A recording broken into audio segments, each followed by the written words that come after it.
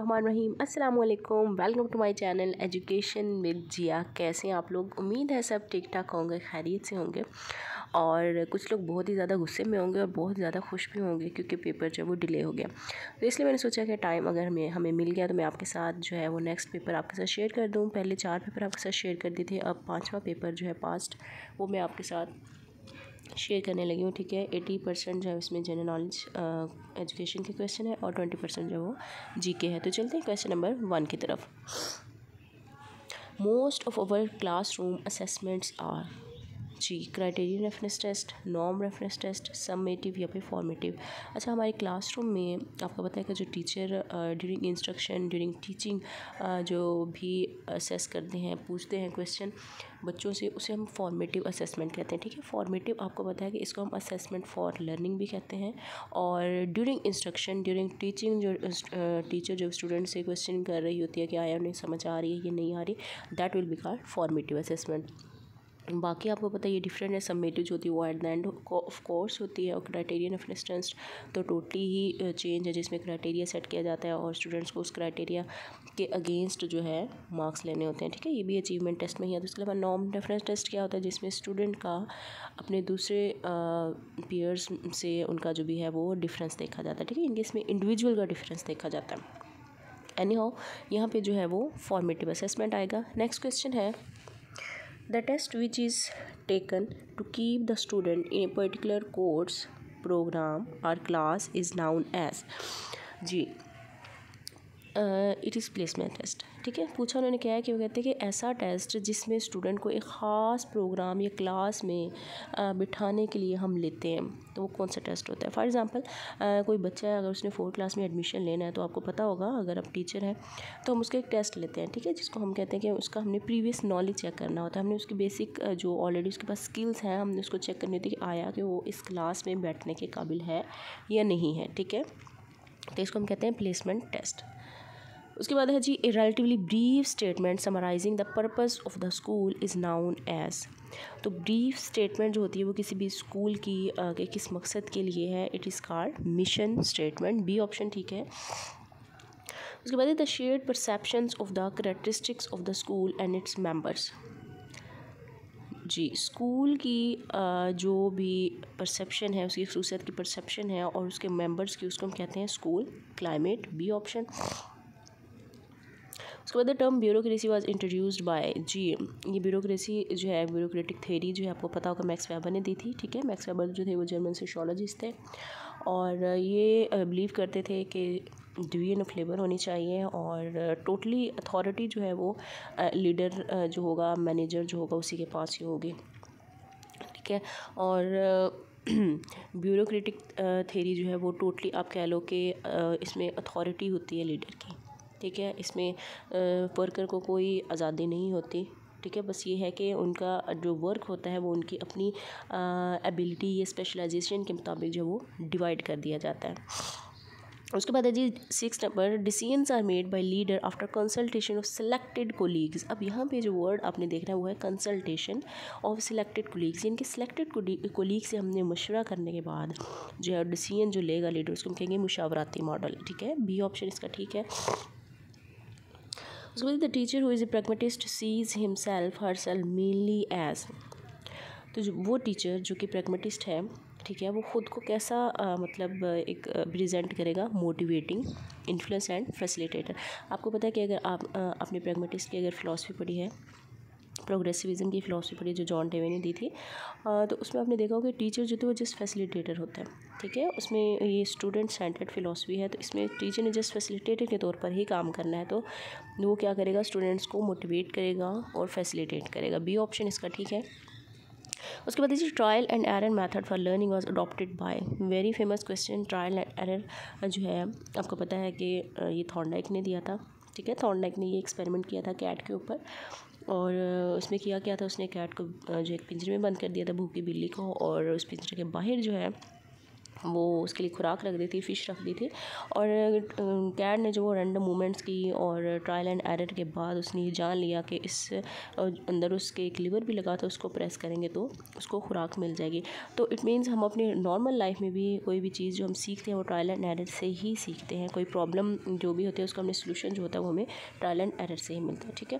तो थॉर्नडाइक ने एक तो ट्रायल एंड एरर का मेथड दिया था और उसके अलावा इसने लॉज ऑफ लर्निंग दिए थे। ये भी बहुत ज़्यादा क्वेश्चन पूछा जाता है।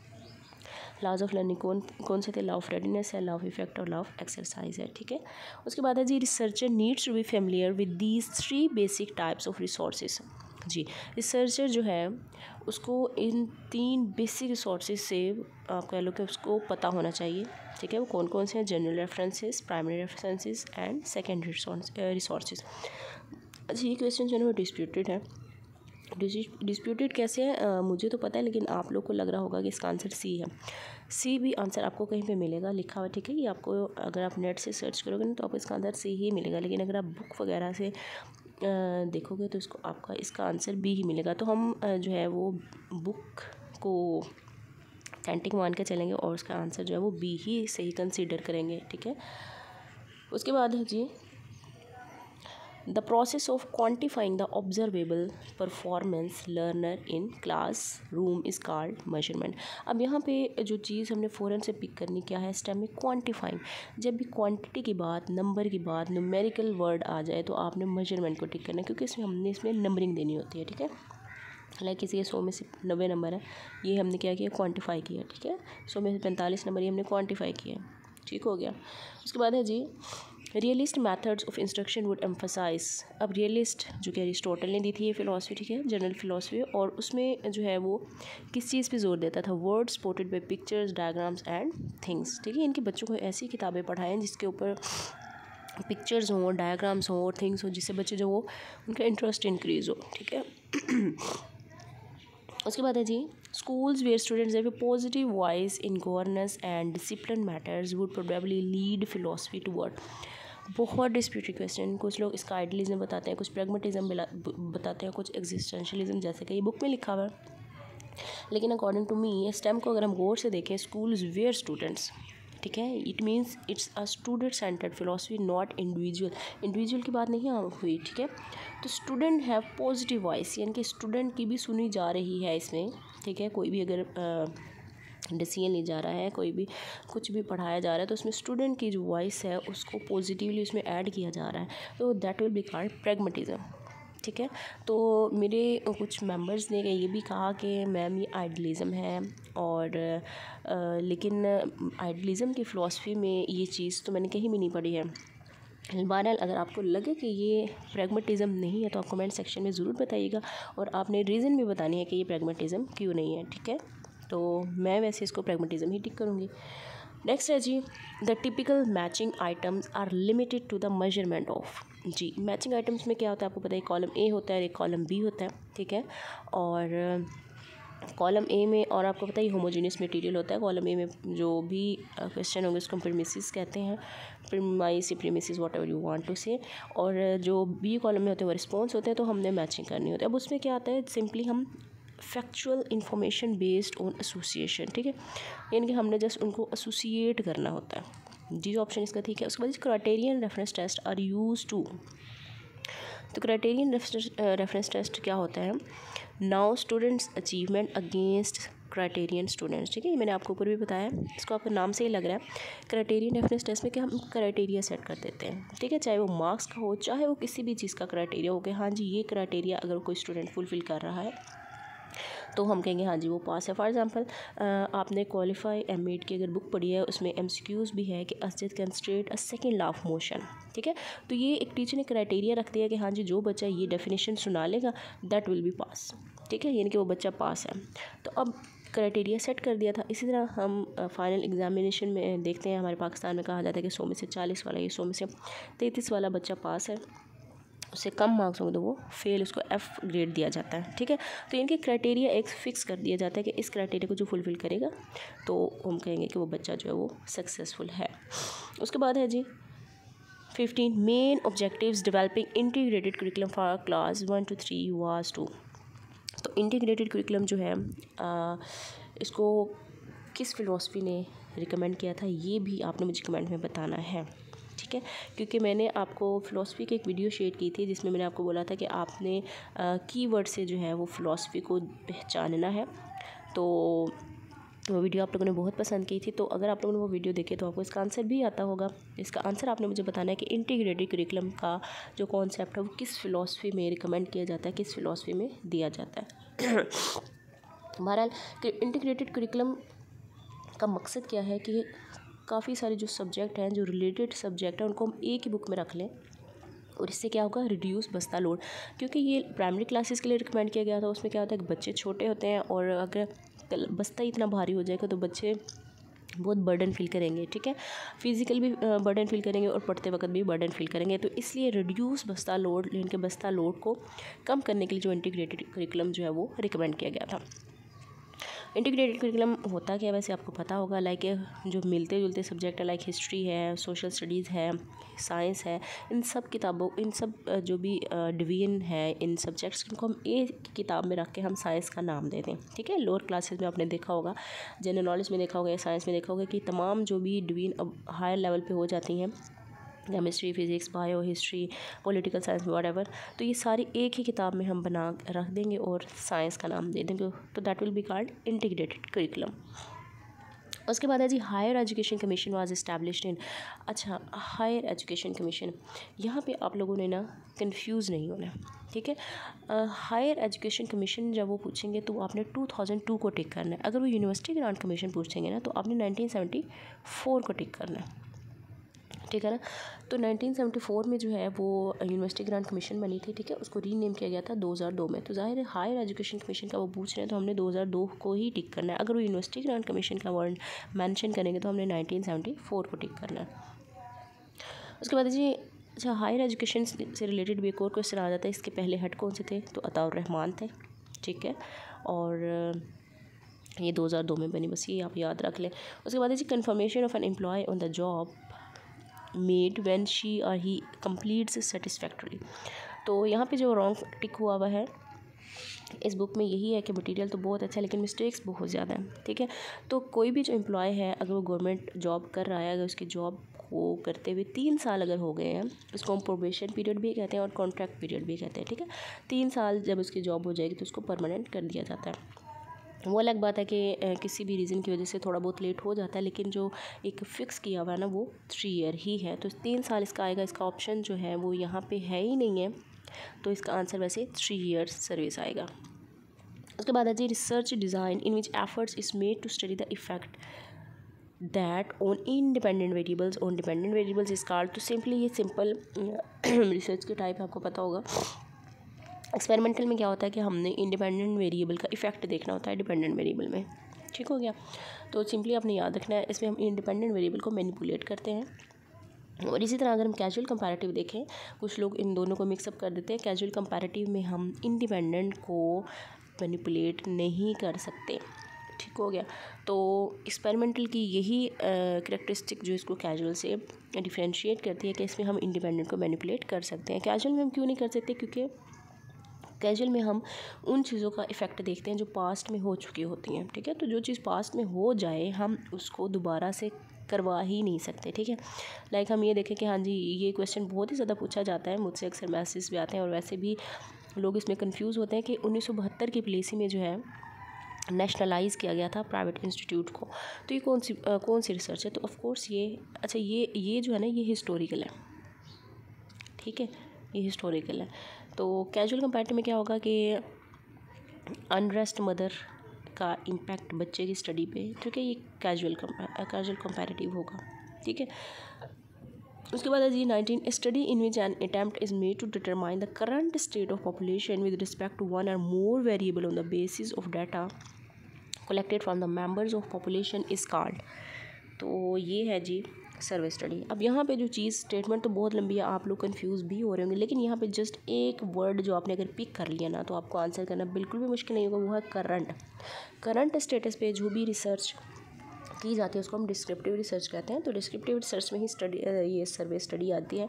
डिस्क्रिप्टिव रिसर्च का यहाँ पे ऑप्शन नहीं है तो आप सर्वे स्टडी को टिक करेंगे। ठीक है, इसमें क्या होता है कि हम करंट जो भी चीज़ चल रही होती है, हमने लोगों का एटीट्यूड इसमें हमें देखना होता है, लोगों का ओपिनियन लेनी होती है किसी भी चीज़ को लेके, चाहे वो कोई प्रोडक्ट है, चाहे वो कोई बुक है, चाहे वो कोई हुकूमत है, तो उसको हमने चेक करने के लिए जो भी रिसर्च करनी है तो उसको हम सर्वे स्टडी कहते हैं। और ये हम कैसे करते हैं? क्वेश्चनर के ज़रिए से कर सकते हैं, ठीक है, इंटरव्यू के ज़रिए से कर सकते हैं।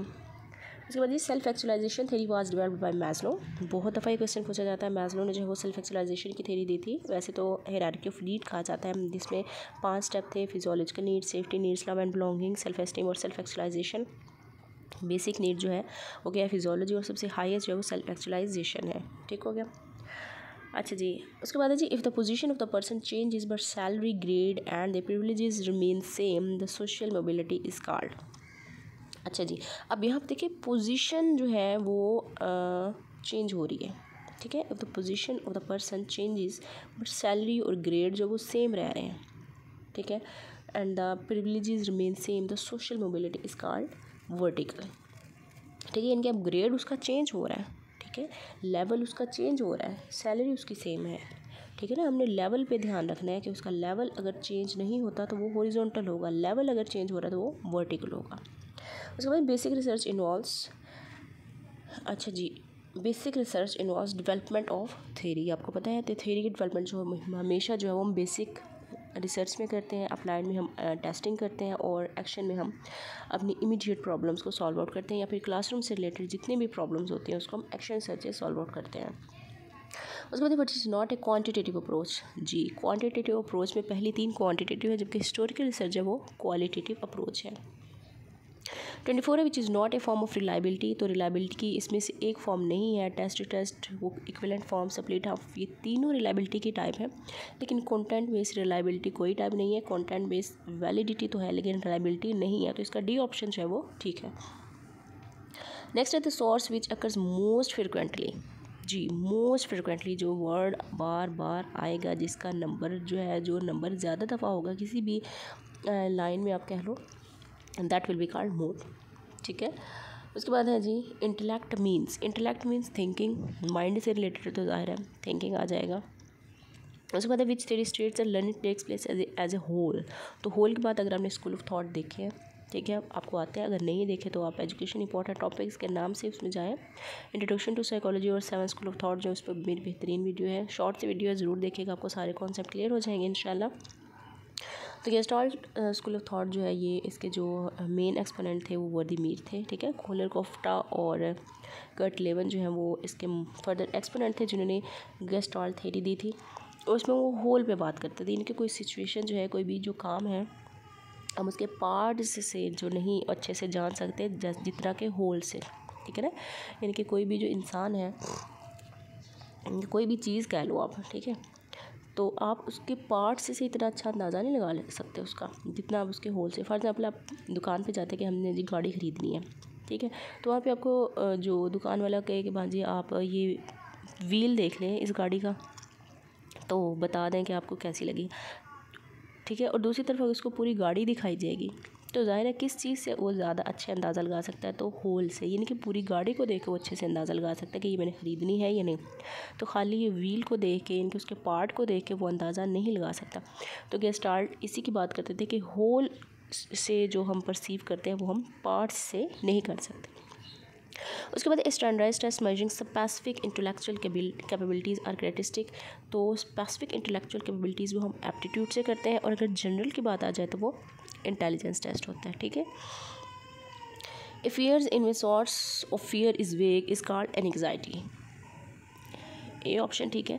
Experiences and structured series of learning outcomes are called curriculum and teaching. अच्छा, करिकुलम एंड टीचिंग नहीं, करिकुलम ही आएगा, क्योंकि जो टीचिंग है ना वो करिकुलम के अंदर ही आ जाएगा। ठीक है, करिकुलम के जो, अगर वैसे तो हम बेसिक जो इसके एलिमेंट है उसको हम 4 मानते हैं, लेकिन ये 6 है वैसे तो, उसमें टीचिंग भी आ जाता है। तो करिकुलम जो एक बहुत वास्ट टर्म है, तो इसमें जो है वो टीचिंग इंक्लूड होगा। ठीक है, तो यहाँ पे आंसर जो है वो करिकुलम आएगा, ए ऑप्शन। उसके बाद in Bloom's taxonomy of cognitive development comprehensive is. Comprehensive, ये कॉम्प्रिहेंशन में क्या होता है कि चीज़ों को हम कॉम्प्रीहेंड कर सकते हैं, ट्रांसलेट कर सकते हैं, अंडरस्टैंड कर सकते हैं। तो इसका ऑप्शन आ जाएगा A, the ability to demonstrate understanding of information. ठीक है। इनके पहले लेवल पे जो हम रिकॉल करते हैं, डिफ़ाइन करते हैं, लेकिन दूसरे लेवल पे हम चीज़ों को एग्जाम्पल के साथ डेमोन्स्ट्रेट कर सकते हैं, तो that level will be called comprehension. ठीक है। उसके बाद जी which theory of learning takes as a whole again आ गया। तो गेस्टाल्ट में ही इनसाइट का भी टर्म जो दी गई थी, जिसमें जो कोलर हैं उन्होंने चिंपैंजी नाम के एक चिंपैंजी पे जो है एक्सपेरिमेंट किए थे। ठीक है, सुल्तान नाम था उसका। और इस एक्सपेरिमेंट में क्या था, ये भी इस पे मेरी वीडियो है लर्निंग थ्योरी की, अगर आप वीडियो सर्च आउट करेंगे तो मेरे चैनल पे आपको मिल जाएगी। इसलिए उसने चिंपैंजी को एक रम्मे में रख दिया और छत पे जो है वो छत के साथ उसने कुछ बनाना बांध दिए थे। तो इसमें भी आप कह लो कि पूरी होल सिचुएशन को देखते हुए चिंपैंजी ने उन बनाना उसको जो भी है कैसे उतारा, ये सारी कहानी थी। बहरहाल तो इसका जो ऑप्शन है वो है इनसाइट। उसके बाद है जी, उसके बाद है development of insight in an individual is emphasise through. अच्छा, डेवलपमेंट ऑफ इनसाइट तो ये काउंसलिंग है। ठीक है, इनसाइट और इन डेप्थ की बात जो है ना वो काउंसलिंग करता है, और काउंसलिंग ठीक है। गाइडेंस जो है वो एडजस्टमेंट की बात करता है। ठीक है, सेल्फ डायरेक्शन की बात करता है। लेकिन जो काउंसलिंग है वो इन डेप्थ इंडिविजुअल की बात करता है, और इसमें रेमेडियल होता है ये। ठीक है, और ये प्राइवेट होता है। ठीक है, इसमें जस्ट प्रॉब्लम्स को सॉल्व आउट करने में हेल्प की जाती है। तो इसका ऑप्शन जो है वो, इसका आंसर जो है वो काउंसलिंग होगा 33 का। 34 which type of insight counselling is very useful and eliminating social maladjustment. तो ये है जी साइकोथेरेपिटिक, ए ऑप्शन इसका ठीक है।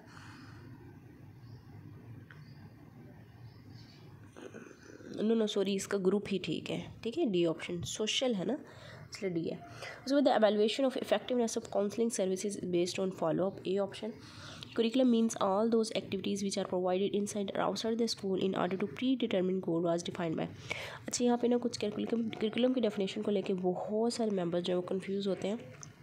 टाइलर की डेफिनेशन को याद रखने का बेहतरीन तरीका क्या है कि इसमें प्री डिटर्मिन गोल का कीवर्ड आ जाएगा। ठीक है, जहाँ पे भी प्री डिटर्मिन गोल का वर्ड आ जाए तो आपने टेलर को ही टिक करना है। ठीक है, राल्फ टाइलर जिन्होंने 1949 में करिकुलम मॉडल दिया था, करिकुलम डेवलपमेंट का मॉडल दिया था, वेरी फेमस, जिसके 4 स्टेप्स थे।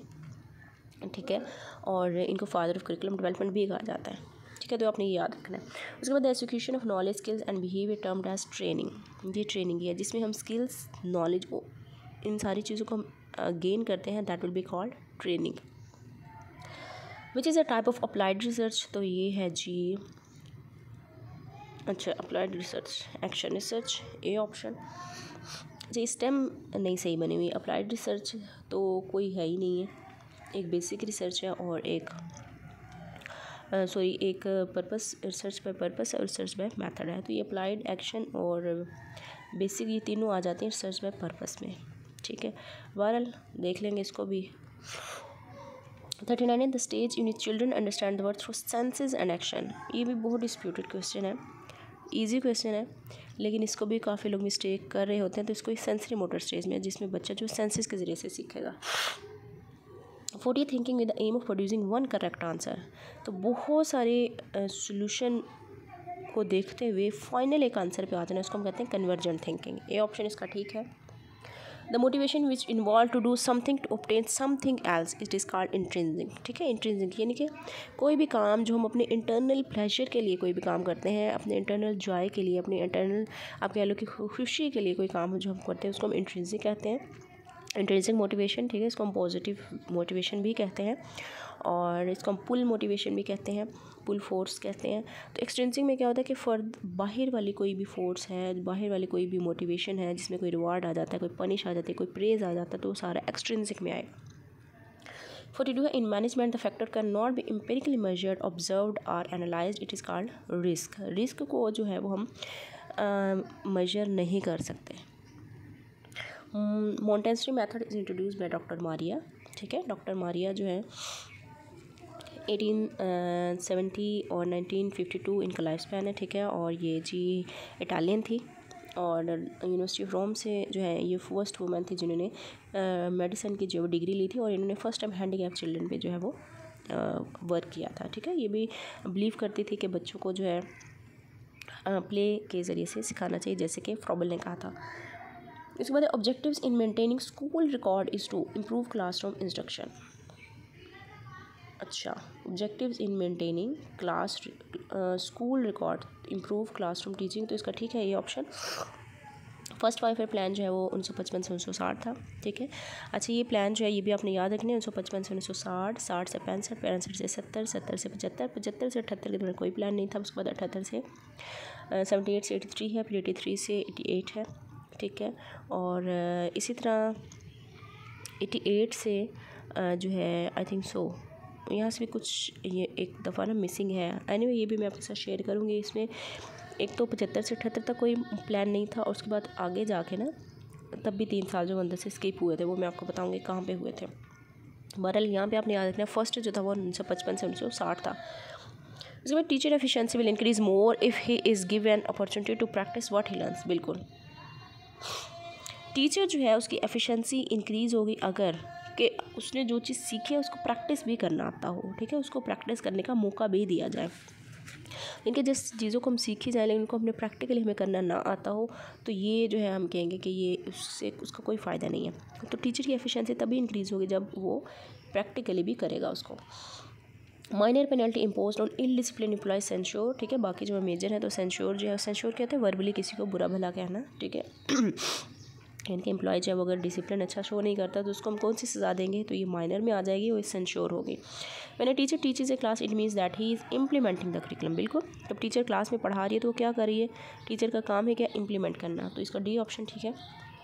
General wants or desires which we are fundamental behaviour, तो ये है जी ड्राइव्स, ठीक है। ड्राइव्स क्या होती हैं, वो इंट्रिंसिक होती हैं, ठीक है। और ये इसके लिए हमें किसी रिवॉर्ड या पनिशमेंट की ज़रूरत नहीं होती। ये डिज़ायर्स जो होती हैं, ठीक है, हमने उनको फिल करना होता है, तो ये हमारी ड्राइव्स होती हैं। So when data is collected from all the members of population the study is called census study, ठीक है। सेंसस मरदमशुमारी जिसे हम कहते हैं, ठीक है। जब तमाम पॉपुलेशन से हम डाटा लेंगे तो हम उसको कहते हैं census study. Theories in which efforts have been made to identify the personal qualities of an effective leader. Personal qualities इसको हम कहेंगे ट्रेड्स, ठीक है, जिसमें लीडर की जो उसकी खसूसियात, वो खसूसियात में उसकी इंटेलिजेंस हो सकती है, उसकी ऑनेस्टी हो सकती है, कोई भी उसकी पर्सनल कोई भी एबिलिटी ऐसी जिसके बिना पर जो वो लीडर बने, तो उसको हम कहते हैं ट्रेड्स। ट्रेड थेरी भी। Micro teaching is a technique which is skill oriented, बिल्कुल स्किल ओरिएंटेड है, यानी कि जिसमें जस्ट एक ही स्किल को लेके जो है वो इम्प्रूव किया जाता है 5 to 10 मिनट के लिए। और ये माइक्रो टीचिंग जो भी टेक्निक है, कुछ लोग इसको मेथड कहते हैं और कुछ लोग इसको मतलब पता नहीं क्या क्या लोगों ने इसको कहा है, लेकिन ये टेक्निक है, ये आपने याद रखना है। Total quality management is planning means maximum productive management, तो इसका बी ऑप्शन ठीक है। In norm reference the comparison is between individuals, कुछ लोगों ने इसको ग्रुप भी लगाया था, यहाँ पे भी ग्रुप है लेकिन ग्रुप नहीं है, इसमें इंडिविजुअल्स का दूसरे इंडिविजुअल के साथ कंपैरिजन किया जाता है।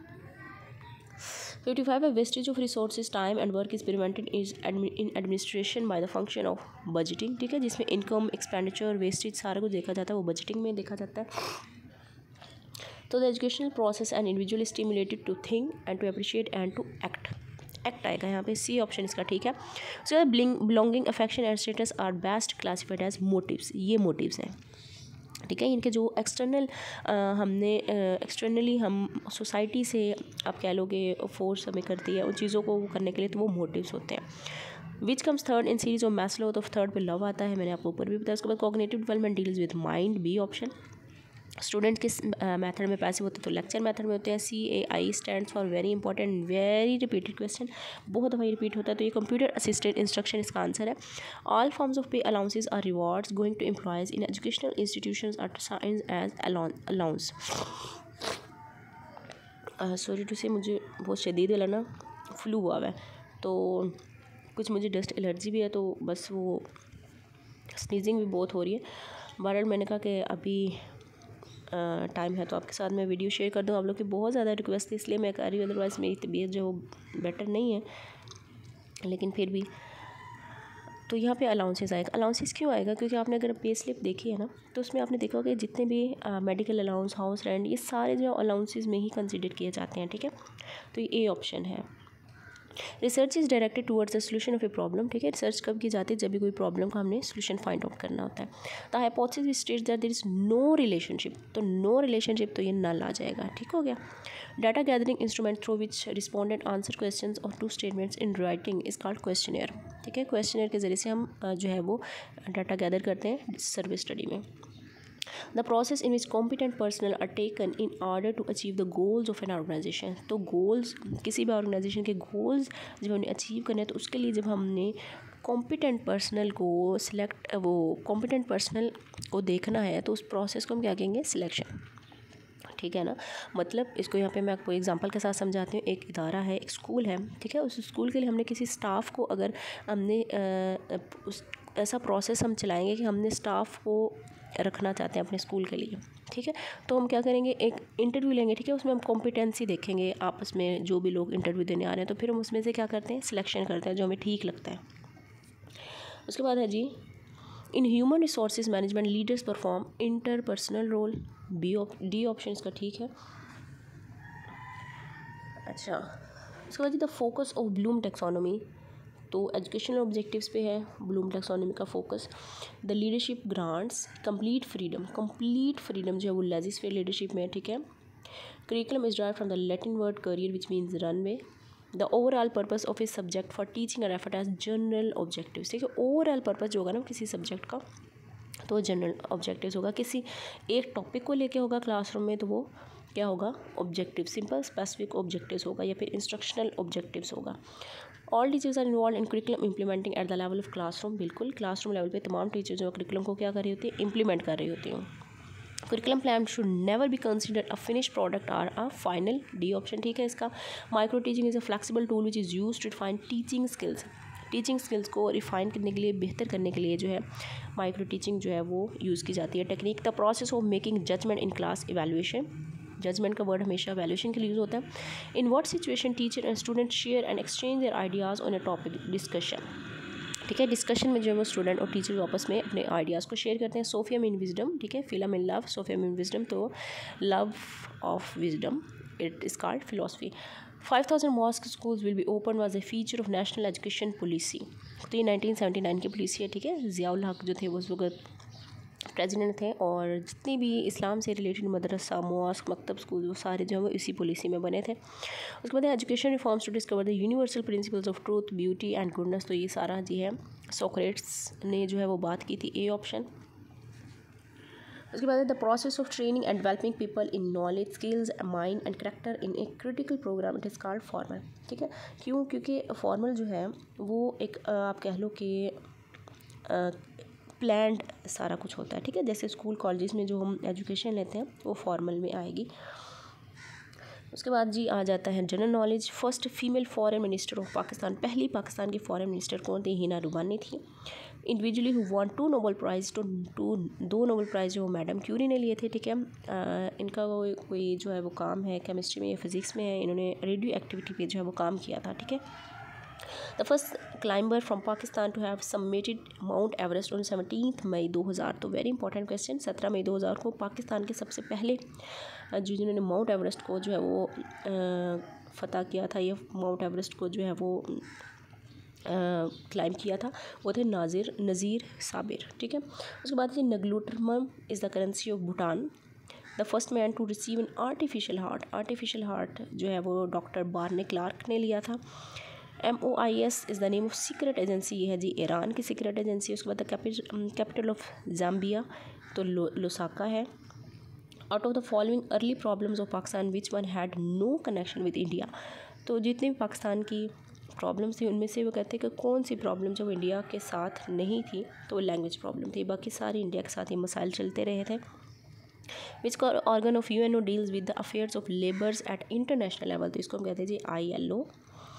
The hole developed in the ozone layer is over, तो जो ओजोन में जो होल डेवलप हो गया वो कहाँ तक जाता है? वो जी अंटार्कटिका तक।